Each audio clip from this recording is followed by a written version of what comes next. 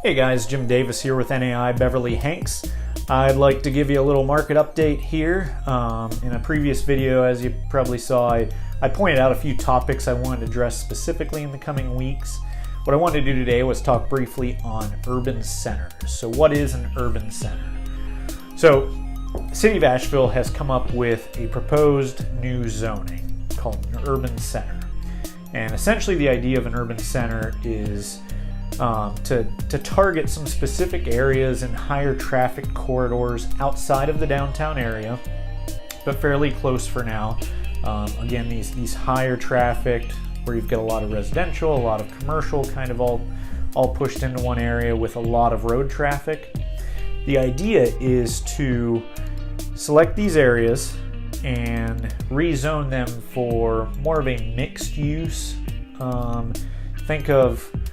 Think of a mixed-use development in the sense of something like Gerber Village or Reynolds Village or Biltmore Park is a good example of these, where you've got kind of the higher density, minimal to no setbacks from the road on structures. The structures are typically numerous stories. In this case, with the urban zoning, you're allowed to go up to 6 stories.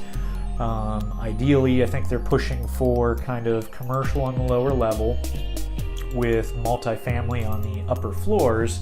So again, this idea of an environment where it's kind of work, live, play, easy to get in and out of with public transportation if you don't live there. If you do live nearby, then obviously it's going to be easier to walk in and out of all these businesses and the residential areas as well. So the urban centers already have been pretty controversial, and I agree. There's a lot of plus and negatives here. I do kind of feel like the city's been rushing into this. Now I'll explain why. So essentially, what it's going to do zoning wise is these areas they've selected to rezone. When this takes effect, any new development on that property or reuse of that development is going to have to comply with this new zoning. So that means if you have a current multi-tenant commercial space that's maybe a plaza or a few out parcels with maybe a fast food or a bank or something, first off, you're not allowed to have any parking between the location and the road, so no front side parking. The idea is to have the buildings itself up close to the road, so it's easy entry to get in and out via walking sidewalks, which is great. But again, we're talking about completely redeveloping these parcels of land that are already, built out, structures in place, substantial previous investments put into these by the owners and the tenants. So the challenge is, the question comes up, is this really fair to the existing owners of property? Think about, I know, for instance, I believe one of the locations has a rather large department store on it now that's closing or has closed and is going to be going up for sale. So the question is, in a case like this, it's got the substantial parking out front. It's got a building in place. Whoever comes in and has the money to make such a purchase is obviously going to want to make significant upgrades, which now if they're making those significant upgrades, my understanding is now they have to comply with that new zoning. So what happens in that case when you get an investor that comes in, and the reality is there's few and far between the type of clients that are going to have the money to buy a parcel of land like this with that scale of a structure. I just don't see that investor developer coming in and saying, you know what, Asheville, we'll go ahead and play along with this experimental new zoning, tear down this building, totally redesign this parcel, when we just paid for this property based off of value for structure, land, everything. It's not going to happen. So the challenge is then, how is that fair to the existing owner when somebody in my case has a commercial broker? How do I price that piece of land when realistically the buyers are not really going to be able to utilize it as is? it's going to be essentially value of the land, which is incredibly unfair, I think, to the existing owners of property. And again, you know, I think the city has not really thought ahead of the idea of who's going to come in and play along with this experimental zoning on their own dime and see if it works or not. So I think it's kind of being approached a little bit in the wrong way. Now the positives of this, I totally agree with the city in their push for picking some specific corridors and modernizing them and doing these mixed-use developments and pushing this more modern take on urban planning. I think it's inevitable. I think as a city, with the rate we're growing, it's the direction we need to go without a doubt, because you know what? It's nobody that lives here can really deny the fact that we've grown so much in the last 10 years, and we've grown faster than our infrastructure can really truly keep up with. So, you know, I think these ideas of these mixed-use spaces where people can live, work, and play all in one area, you know, you live upstairs and you can come downstairs to the fine dining restaurant, have a great dinner, walk down the street to the brewery, and go home at night. Maybe you work in that same area as well.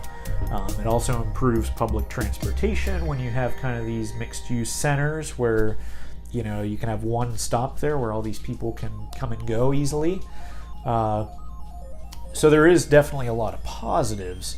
But then again, you know, it just goes back to those limitations. You know, there's little things like, you know, no drive-throughs, for instance. And most of these properties have numerous businesses already on them operating with a drive-through.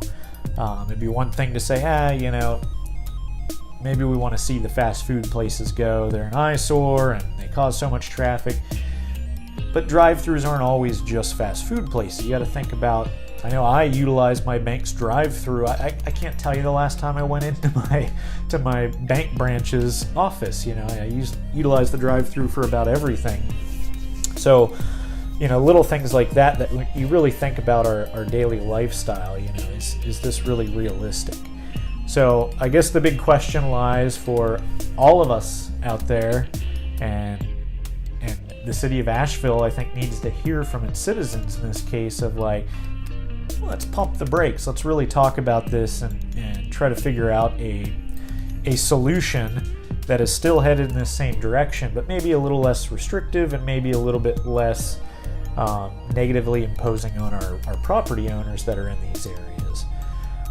Personally, you know, my thought is, as a business owner locally here and, you know, a business-minded individual,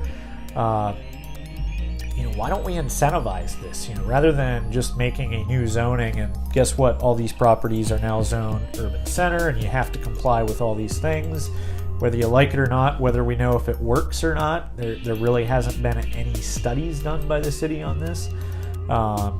So why not approach it from the idea of incentivizing? I had mentioned in my other video that one of the things I'll be talking about in future videos is the opportunity zones. And opportunity zones, in short, I won't get into it too involved in this video, but essentially they're areas designated by the state that say, you know, these are areas that are maybe slower to come around on development side, but really would benefit from some development, and they're in areas that are most likely going to eventually grow in the future. We're going to incentivize those through tax breaks to try to invite some capital to come in here and improve these areas. So my take is, why don't we approach it in that manner? Let's come up with these urban center areas, designate them, and offer existing owners or future owners, anybody that owns property in those areas, if you're willing to invest the money to redevelop those parcels of land into this modern mixed-use development style, let's incentivize it somehow. You know, let's whether that be some sort of a capital gains tax break, you know, some sort of a, you know, whatever it may be. I just think there should be some sort of incentivization to say, hey, developers, come on, let's try this out together.